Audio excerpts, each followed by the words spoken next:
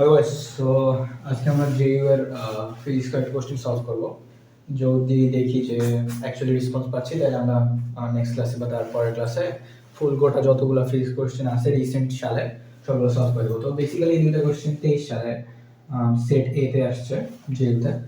তো প্রথমে কি বলছে, এটা হচ্ছে 1 মিটার চক্রগতির ব্যাসার্ধ বিশিষ্ট, তো চক্রগতির ব্যাসার্ধ মানে কে হচ্ছে 1 মিটার বিশিষ্ট একটা চাকার দ্বন্দ্বের মোমেন্ট ও কৌণিক ত্বরণের মান দেওয়া আছে। তো দ্বন্দ্বের মোমেন্ট হচ্ছে 10 নিউটন মিটার আর কৌণিক ত্বরণ হচ্ছে 10 আর radius per second square.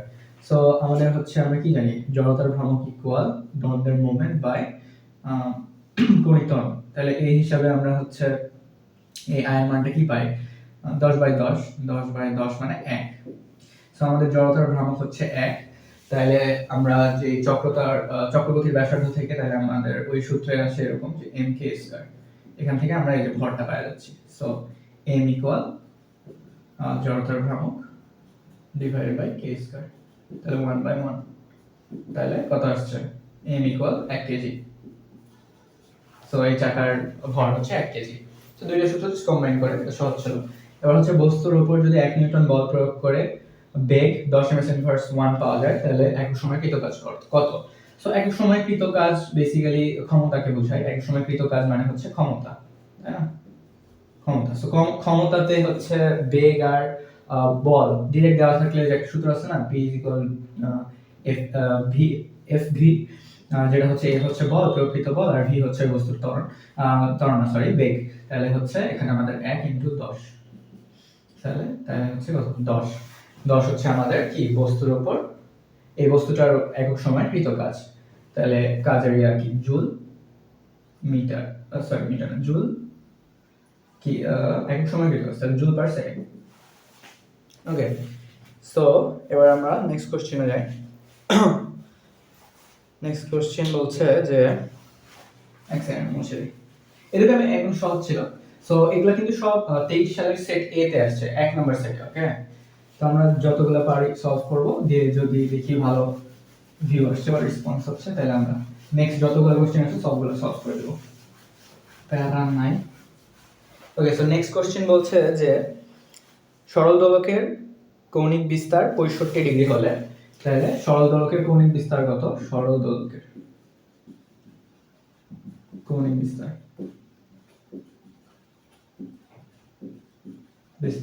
65 degree. এইটা একটা ইনফো দেওয়া আছে। দেন দোলকপিণ্ড 100 গ্রাম ভরের আর কার্যকর দৈর্ঘ্য 4 মিটার। তাহলে পিণ্ডের ভর, যে আমাদের দোলকপিণ্ড আছে ওটার ভর 100 গ্রাম, বা এখানে আমরা 0.1 কেজি লিখে দিই। আর হচ্ছে কি কার্যকর দৈর্ঘ্য হচ্ছে 4 মিটার। 4 মিটার, হ্যাঁ 4 মিটার।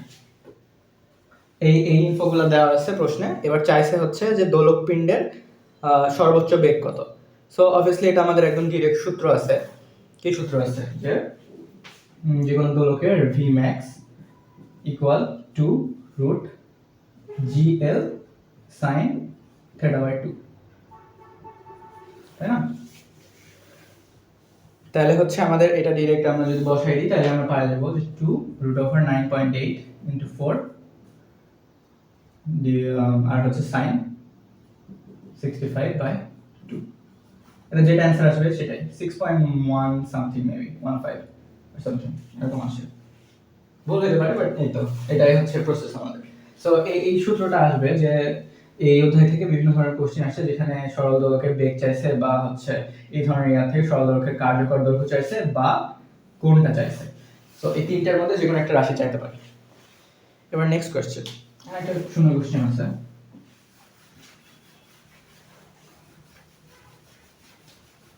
এই কোশ্চেনটা তো বলছে যে যদি পৃথিবীর দৈর্ঘ্যের পৃথিবীর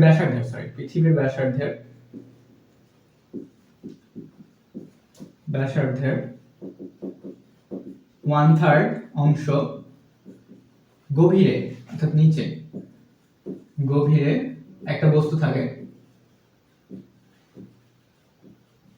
থাকে তাহলে তার উপরে জি এর মান কত? তাহলে তার উপর অভিকর্ষ ত্বরণের মান কত, বা জি এর মান জি এর মান কত। ওকে, সো এইটা হচ্ছে ভিতরে থাক আর পৃথিবীর উপরে থাক, হ্যাঁ, দুইটার ক্ষেত্রে সেম সূত্রই কাজে লাগাই আমরা, বাস জাস্ট মাইনাসের জায়গায় প্লাস করে দিই। সো এই ক্ষেত্রে যেটা হচ্ছে সূত্র এই ডিরেক্ট জি বের করার, যে ধরো এটা পৃথিবী, এই পৃথিবীর এই ব্যাসার্ধ আছে না, ধরো এটা আমরা গভীর বলছি, তো এই যে পৃষ্ঠ থেকে যদি 1/3 গভীরে কোনো বস্তু থাকে বা 1/4 বা যাই হোক, অথবা সরি 1/4 তো আরো সামনে হবে, 1/4, তো যাই হোক এই ধরনের গভীরে কোনো বস্তুর উপরে জি এর মান কত, এটার সূত্র হচ্ছে 4/3 জি পাই রো ইনটু পৃথিবীর ব্যাসার্ধ মাইনাস যে গভীরতা সেটা। তো এটা হচ্ছে সূত্র। এবার আমরা জাস্ট ইয়াটা বসাই দেবো, হ্যাঁ, এখানে অ্যানসার অপশনগুলোতে মানে একদম ডিরেক্ট ক্যালকুলেশন করা নাই, যেহেতু এই মানগুলো মারতে ক্যালকুলেটর লাগবে, ক্যালকুলেটর অ্যালাউড না, তাহলে আমাদের অত কিছু করতে হবে না, জাস্ট পাই হিসাবে বসাই দিলেই হবে। তো এখানে আমাদের কি আসে, জি পাই রো, এটা যা আছে থাক, আর আর মাইনাস এই ডি এর মান কত, ব্যাসার্ধের 1/3, তার মানে হচ্ছে ব্যাসার্ধ ইনটু 1/3, তার মানে r/3, r/3। তো এবার এটাকে লসাগু করলে কি হয়, নিচে 3 থাকে, উপরে হচ্ছে 3 মাইনাস, তার মানে 2/3, তাহলে ডিরেক্ট গুণ করে দাও 2/3 এর সাথে, তাহলে 8/9 জি রো আর জি পাই আর রো। সো এটা হচ্ছে আমাদের অ্যানসার, এটাই অপশনে দেওয়া আছে। ওকে, সো চারটা গেল। আর কি, আরেকটা মানে একটা ট্রিক কোশ্চেন দেওয়া আছে, হ্যাঁ, ট্রিক কোশ্চেনটা এরকম যে ওখানে লেখা আছে যে কোন তরলের আয়তন গুণাঙ্ক, তো তরলের আয়তন গুণাঙ্ক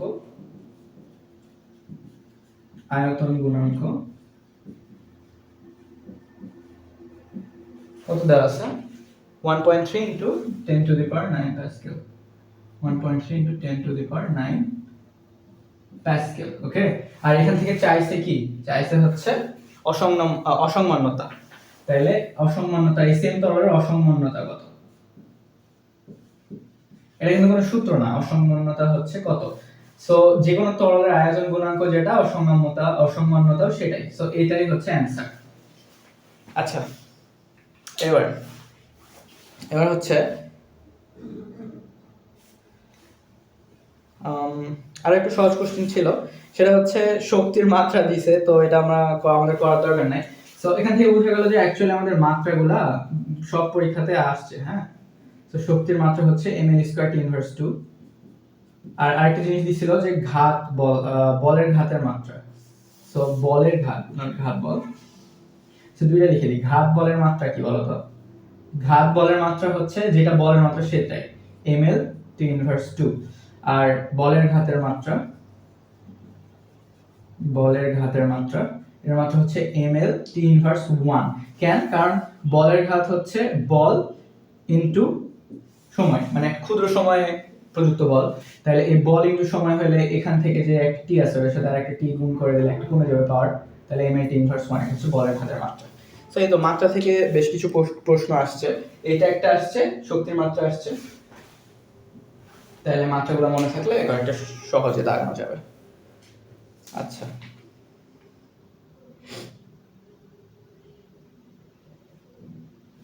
একটা কোশ্চেন আছে,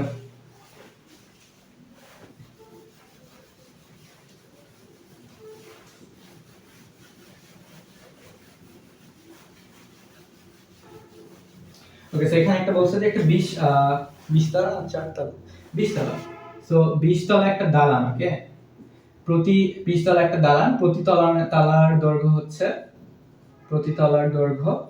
4 মিটার। এবার বলছে যে যদি হচ্ছে ছাদ থেকে একটা বল বা কোনো বস্তু নিচে ফেলে দেওয়া হয়, আর সেটা যদি দ্বৈতলায় এসে দ্বৈতলাতে আটকে যায়, আর ওই বস্তুটার ভর হচ্ছে 500 গ্রাম বা হাফ কেজি, লিখে দিলাম হাফ কেজি। সো যদি দ্বিতীয় তলাতে আটকে যায়, ছাদ থেকে পড়ে দ্বৈতলায় আটকে যায় একটা বস্তু যেটার ভর হাফ কেজি বা 500 গ্রাম, তাহলে এখানে চাইছে হচ্ছে আমাদের মোট শক্তি বের করতে হবে, কি মোট শক্তি। সো একটা জিনিস, যে ধরো একটা লেন্থ এখান থেকে, এটা একটা ভবন, সো আমাদের এখানে সবচেয়ে হাইয়েস্ট পয়েন্টে যদি আমরা এটা ধরে রাখি বলটা নিচে ছোড়ার জন্য, তাহলে আমাদের সবচেয়ে বেশি এখানে কি কাজ করবে, অবভিয়াসলি বিভব শক্তি। সো ওটা হবে বিভব শক্তি বা ইপি ম্যাক্স, তাই না? ইপি ম্যাক্স এর মান কত? এমজিএইচ গোটাটাই।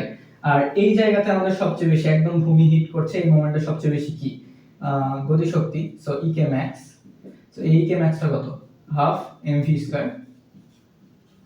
এখন এই দুইটার মাঝামাঝি যে কোনো পর্যায়ে যদি আমরা এই ইটা হিসাব করি, ধরো ইপি প্লাস ইকে করি, এটা তো আমাদের মোট শক্তি। তাহলে এই মোট শক্তিটা এটা যেটা সেটা এটার সমান যে কোনো পয়েন্টে, আর এটার সমান না। তাহলে আমাদের যদি যে কোনো একটা পয়েন্টে এই ধরনের একটা বিল্ডিং থেকে কোনো কিছু ফেলার ক্ষেত্রে যে কোনো পয়েন্টের মোট শক্তি জিজ্ঞাসা করে, নট একটা যে বিভব শক্তি না গতি শক্তি, এটা না জিজ্ঞাসা করে, যদি মোট শক্তি জিজ্ঞাসা করে, তাহলে আমরা এই হয় এইটার মান আর নাহলে এইটার মান একটা বের করলে ওটা সমানই হয়ে যাচ্ছে না। তাহলে আমাদের এখানে মোট শক্তি ইপি প্লাস ইকে কিন্তু শুধুমাত্র একটা ইপি ম্যাক্স এর সমানই, ইপি ম্যাক্স এর সমান। সো ইপি ম্যাক্স এর সূত্র কি আমরা বসাই দিই, এমজিএইচ। তাহলে এখানে এম কত? হাফ কেজি, জি হচ্ছে 9.8 আর এইচ হচ্ছে 20 তলা দাঁড়ান, প্রতি তলান 4 মিটার, তাহলে হচ্ছে 80 মিটার। তাহলে 0.5 ইনটু 9.8 ইনটু 80, তাহলে 40, আর হচ্ছে 400 থেকে 8 কম, তাহলে হচ্ছে 392 মিটার। এটাই অ্যান্সার। ওকে, সেটা সহজ। মোট শক্তির বদলে হয় ইপি বা ইকে বের করতে বলে, তখন আমাদের ক্যালকুলেশন করা লাগবে। আর যদি মোট শক্তি বলে আমরা হয় এমজিএইচ ধরে বসাই দেবো, হাফ এমভি স্কয়ার ধরে বসাই দেবো, তাহলে হবে। ওকে, রেকর্ড হচ্ছে, সমস্যা নাই। ওয়েট, দেখা যাচ্ছে। ওকে, দেখি আর কি ধরনের কোশ্চেন আসছে। একটা হচ্ছে থার্মোডাইনামিক্স থেকে আসছে, মানে তাপগতিবিদ্যা থেকে। সহজ কোশ্চেন, তাপগতিবিদ্যা থেকে সহজ, এখান থেকে পাওয়া যায় মার্ক মোটামুটি।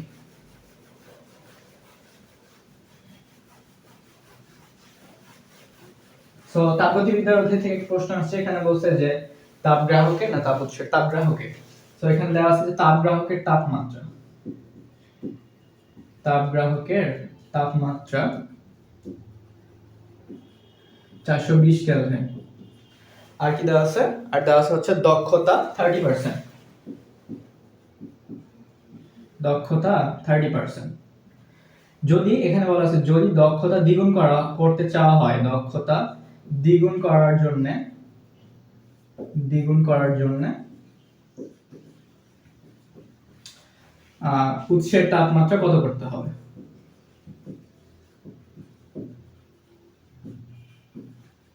কত লাগবে, কত করতে হবে?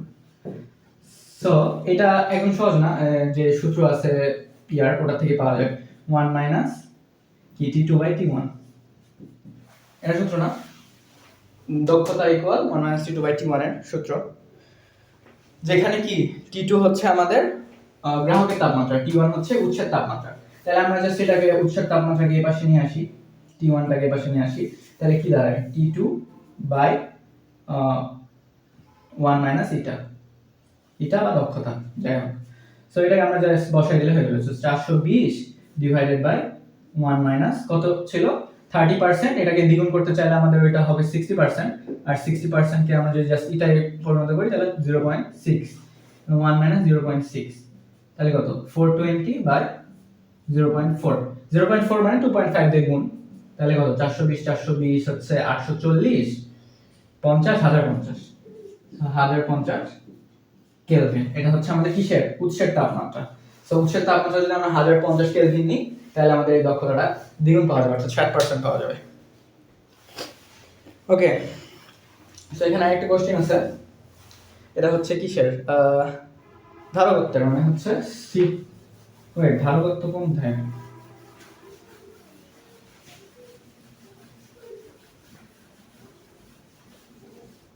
যাই হোক, তো এখানে যেটা বলছে সেটা হচ্ছে 4 মাইক্রোফ্যারাডে যদি কোনো বস্তুর ধারকত্ব হয়, সরি কি বলছি, 4 মাইক্রোফ্যারাডে বিশিষ্ট 5টি ধারক সিরিজ সংযোগে যুক্ত থাকলে সমতুল্য ধারক কত? তো 4 মাইক্রোফ্যারাডে এর বিশিষ্ট বা 4 মাইক্রোফ্যারাডের 5টি ধারক সিরিজ সংযোগে যুক্ত আছে, ওকে। তাহলে এখানে বের করতে হবে যে কি সমতুল্য ধারকত্ব কত? সো এটা বেসিক্যালি কি CS ডিভাইডেড বাই জাস্ট একটা ধারকের, যেহেতু শ্রেণীতে আছে তাহলে একটা ধারকের বের করলে হয়ে যাবে। সো 4/5 বা 0.8, এটাই হচ্ছে আমাদের মাইক্রোফ্যারাড। 0.8 মাইক্রোফ্যারাড অবভিয়াসলি কি ধারকত্ব, সমতুল্য ধারকত্ব বা একটা ধারকত্ব। যেহেতু সিরিজে আছে সেহেতু আমাদের আর কোনো হিসাবে দরকার নেই, জাস্ট এক পাঁচটার ক্ষেত্রে 4 মাইক্রোফ্যারাডে পাঁচটা আছে, আর ওটা একটা করলে 0.8 মাইক্রোফ্যারাডে। ওকে, আর একটা জাস্ট সিম্পল একটা বর্তনী দেওয়া আছে যে কত 12 আর 10, এটা হচ্ছে 12 ভোল্ট, এটা হচ্ছে 10 ভোল্ট, আর তিনটা রোধ দেওয়া আছে এভাবে। একটা হচ্ছে কত 2, 6 আর 2, তাহলে 2 ওহম, 6 ওহম, 2 ওহম। এখানে কি চাইছে? তড়িৎ প্রবাহ। সো এর চাইতে সহজ প্রশ্ন অ্যাকচুয়ালি হওয়া সম্ভব না। সো তড়িৎ প্রবাহ হচ্ছে আমাদের I = V/R। সো এখানে V শ্রেণী সংযোগে আছে, তাহলে 20 ডিভাইড বাই R হচ্ছে কত? 2 2 4 6 10, তাহলে 2 অ্যাম্পিয়ার। আমাদের তড়িৎ প্রবাহ হচ্ছে 2 অ্যাম্পিয়ার। ওকে, সো এটা একদম সিম্পল কোশ্চেন ছিল। এবার আর কি, তো এখানে একটা দেওয়া আছে যে কোন তরঙ্গের সমবর্তন হয় না। এটা হচ্ছে ভৌত আলোক বিজ্ঞানের না? হ্যাঁ, ভৌত আলোক বিজ্ঞানের।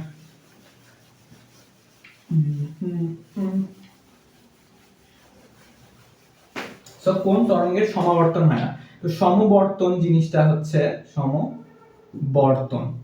প্রশ্নটা হচ্ছে কোন তরঙ্গের সমবর্তন হয় না। ওখানে অপশন দেওয়া আছে এক্স রে, শব্দ তরঙ্গ, রেডিও, সাধারণ আলো। তো অপশন কি কি? একটা হচ্ছে এক্স রে, 2 নাম্বার অপশন হচ্ছে শব্দ তরঙ্গ, 3 নাম্বার অপশন হচ্ছে কি রেডিও তরঙ্গ বা রেডিও ওয়েভ, 4 নাম্বার অপশন হচ্ছে সাধারণ আলো বা দৃশ্যমান আলো। সো সমবর্তন হয় কার? সমবর্তন হয় হচ্ছে সেই সকল তরঙ্গের যেগুলো হচ্ছে অনুপ্রস্থ তরঙ্গ, অনুপ্রস্থ বা আর তরঙ্গ, এগুলার হচ্ছে সমবর্তন হয়। তাহলে অনুপ্রস্থ তরঙ্গ বা আর তরঙ্গ এখানে কি এক্স রে আর তরঙ্গ, রেডিও ওয়েভ আর তরঙ্গ, দৃশ্যমান আর তরঙ্গ। আর এটা কি লম্বক তরঙ্গ বা হচ্ছে অনুদৈর্ঘ্য তরঙ্গ। তাহলে অবভিয়াসলি শব্দ তরঙ্গের হচ্ছে সমবর্তন হবে না, তাহলে আমাদের এটাই অ্যানসার ছিল ওই কোশ্চেনে। এবার এরকমও কোশ্চেন আসতে পারে যে কোন তরঙ্গের সমবর্তন হয়, তাহলে সেই ক্ষেত্রে হয়তো অন্য অপশন 3টা থাকবে আর এক্স রে বা একটা রেডিও ওয়েভ বা দৃশ্যমান আলো একটা অপশনে থাকবে যেটার সমবর্তন হয়, কারণ ওগুলো হচ্ছে অনুপ্রস্থ তরঙ্গ বা আর তরঙ্গ। তো সেই ক্ষেত্রে আমরা ওটা দাগিয়ে দেব। ওকে, কতক্ষণ হয়েছে? 18 মিনিট। আর 2-5 মিনিট করা যায়। সো এখানে বলছে যে একটা কণার ভর যদি 9.1 × 10⁻28 কেজি হয়, তাহলে পুরোটা যদি শক্তিতে রূপান্তরিত করা হয় তাহলে শক্তি কতখানি হবে? সো এরকম যে কণার ভর 9.1 × 10⁻28 কেজি, এটাকে পূর্ণ শক্তিতে রূপান্তর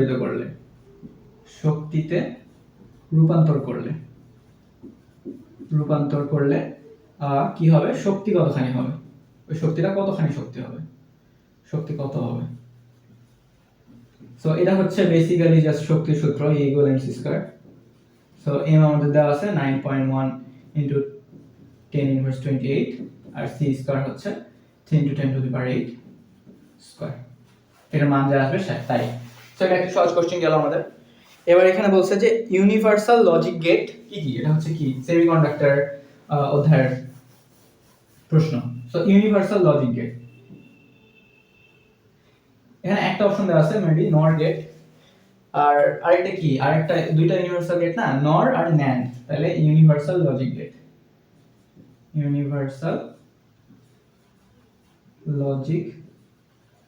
গেট কি নর আর এবং ন্যান্ড, এই দুটো হচ্ছে ইউনিভার্সাল লজিক গেট। এটা অ্যাকচুয়ালি আসতে পারে। এবার দুইটা কোশ্চেন আসছে, হ্যাঁ, সেম চার্ট থেকে, যে যোজন ব্যান্ড ও পরিবহন ব্যান্ডের শক্তি ব্যবধান কত। একটা আসছে জার্মেনিয়ামের আর একটা আসছে সিলিকনের। সো ওই চার্টটা তাহলে ইম্পর্টেন্ট, যেহেতু এখান থেকে দুইটা কোশ্চেন অলরেডি চলে আসছে। কি কি, যে জার্মেনিয়াম আর কি, আর একটা সিলিকন, হ্যাঁ, যোজন ব্যান্ড আর পরিবহন ব্যান্ডের পার্থক্য। তো যোজন ব্যান্ড ও পরিবহন ব্যান্ডের পার্থক্য, দুইটা কোশ্চেন আসছে কিন্তু, তাহলে এটা অবভিয়াসলি ইম্পর্টেন্ট। পার্থক্য একটা আসছে কি জার্মেনিয়াম,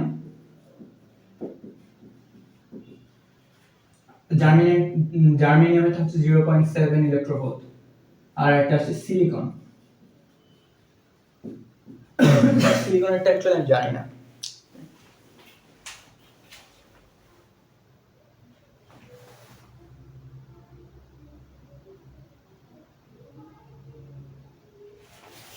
সিলিকনেরটা হচ্ছে 1.1 ইলেকট্রোভোল্ট।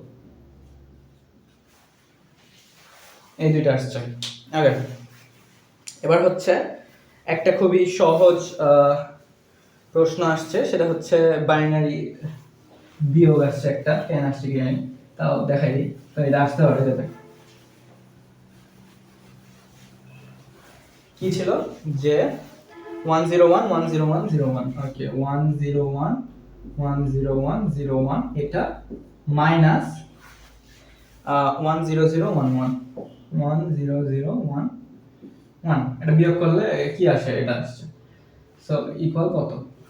সো অবভিয়াসলি এটা এখানে বলার কিছু নাই, কি 0 1 0 wait 0 1 0 0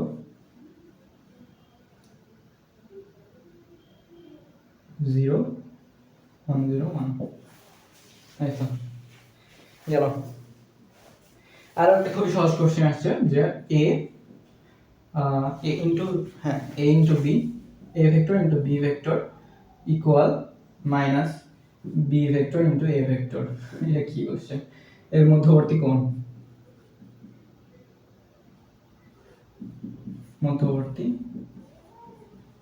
সো অবভিয়াসলি দিক বিপরীত, তাহলে মধ্যবর্তী কোণ কত হবে? পাই বা 180 ডিগ্রি। এই মোটামুটি 23 সালের কয়েকটা কোশ্চেন সলভ করলাম আমরা।